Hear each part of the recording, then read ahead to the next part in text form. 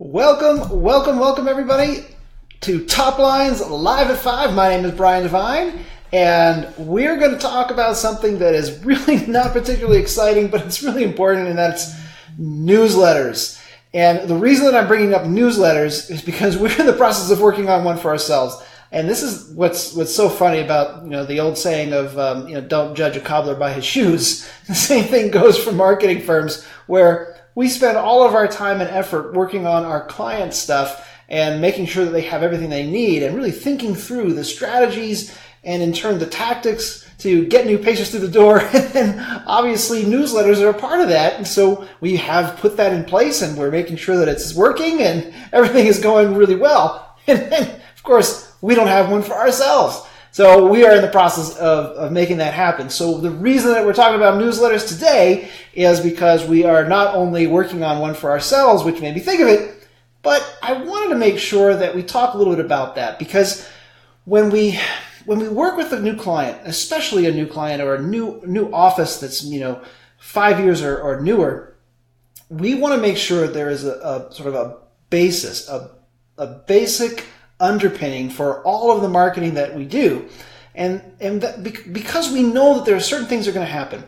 If you get a referral, we know that there are certain things that are going to happen. If you run an ad, we know certain things are going to happen.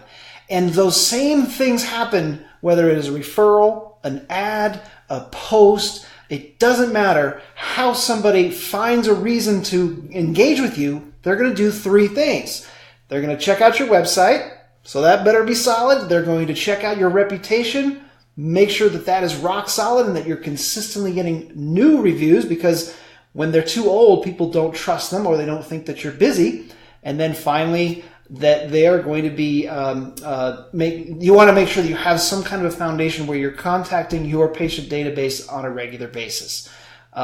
So that's kind of the basis. Oh, and then of course there's making sure that your social media is active, your Facebook page is active. So those are the things that we need to have in place.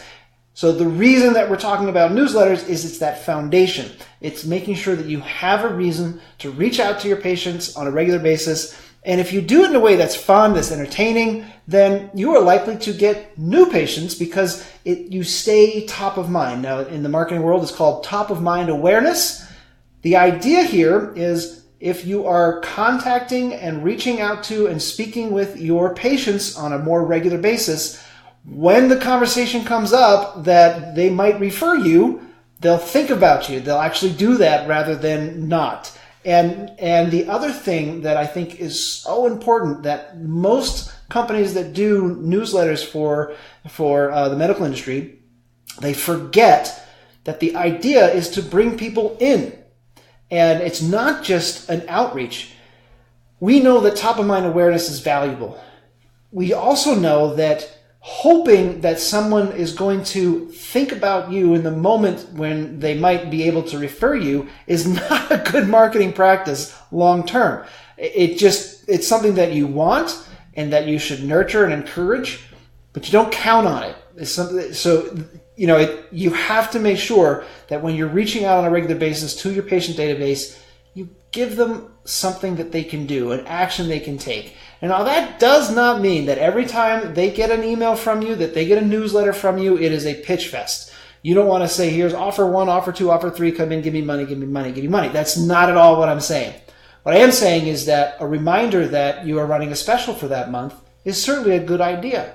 A reminder that you would love to serve their friends and family as well as you are serving them is a good idea. And mixing up that message between specials, reminding them that you would love to do the same wonderful work for their friends and family as that you do for them, as some kind of an event. But there's all kinds of reasons and ways to include that in your newsletter. And I just want to make sure that you don't forget that. If you need help with newsletters, we can help you with that. We can not only write them for you, we can also make sure that they go out every single month. So whether we use your tools or use our own tools, but we can make sure that they go out. One of the advantages of using one of the tools that we like to use is that we'll know who actually opened the email and took a look at the newsletter that you wrote, so that if someone hasn't read that email, hasn't opened the email in a week, we'll send it out again just to those people. So it won't go to an entire database. It'll just go to those people, and that gives them a second chance to see the email. And we don't do that over and over again. We just do that 2 times, so they have 2 opportunities, and then that's it. So if you need some help, have some questions, let me know what we can do to serve you, and I look forward to seeing you next time on Top Lines Live at 5. That's it for me. Bye for now.